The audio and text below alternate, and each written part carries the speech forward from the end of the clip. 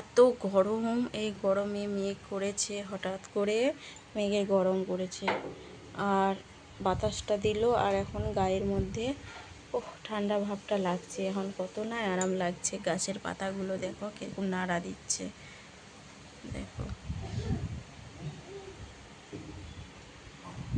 তো বাইরে জামা কাপড়গুলো ছেলেকে বললাম তুলে নিয়ে এসো, ও তুলে নিয়ে আসলো। আমি আবার যাই দেখে আসি ও চিনতে পারলো কি পারলো না। মেঘের আওয়াজ দেখো, প্রচুর মেঘ করেছে, দেখো প্রচুর প্রচুর মেঘ করেছে।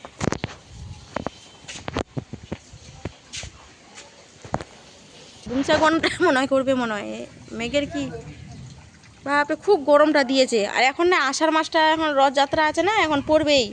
আর মা মনসার পূজাগুলো আছে, পঞ্চমীগুলো এখন পড়বেই বৃষ্টি টানা, এখন কমার কোনো সম্ভাবনা নাই। প্রচুর মেঘ করেছে।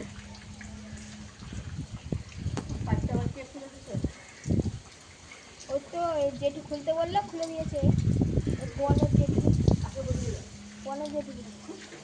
বললে বন্ধ করতে, পাইপ খুলে দিচ্ছে। আরেকটা না বইরা এবার এদিকে মেঘ করেছে, খুবই মেঘ করেছে।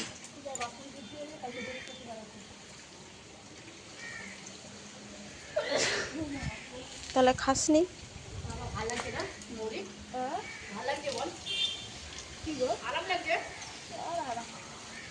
ঠোঁট চুলকাচ্ছে, মানে বিয়ে বাড়ি তো ওই জন্য বজ্র পাবো মনে হয়।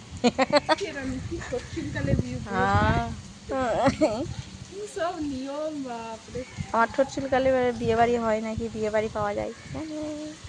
হ্যাঁ এটা দেখেছি আমি আবার লক্ষ্য করে।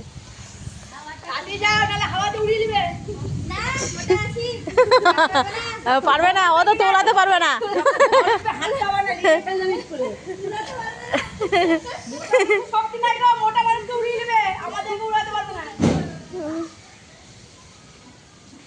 বেশি বিনবিন করে চুলটি উঠছে এখন, একটু বৃষ্টিটা 1 ফুট 2 ফুট করে পড়ছে। হাওয়াতে মেঘ কেটে যাচ্ছে, কেটে যাবে তো।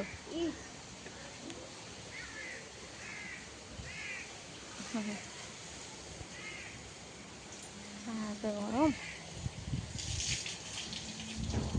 পাতাটি যে পড়ছে, খুবই ঝরে ঝরে পড়ছে পাতাটি দিয়ে, খুবই ঠনঠনিয়া হয়ে গেছে গাছটা। চ বৃষ্টি পড়বে, যা খাবি দাবি মনে হয়, পাইপটা ভেঙে গেছে। খাবি মনে হয় এখন।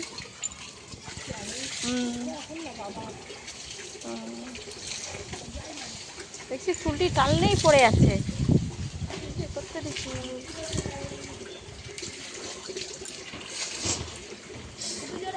চল চল, বৃষ্টি পড়ছে, গায়ে কত আরাম। আরে কি আরাম লাগছে, রান্না করতে করতে ধুর এত গরম হয়ে গেছিল।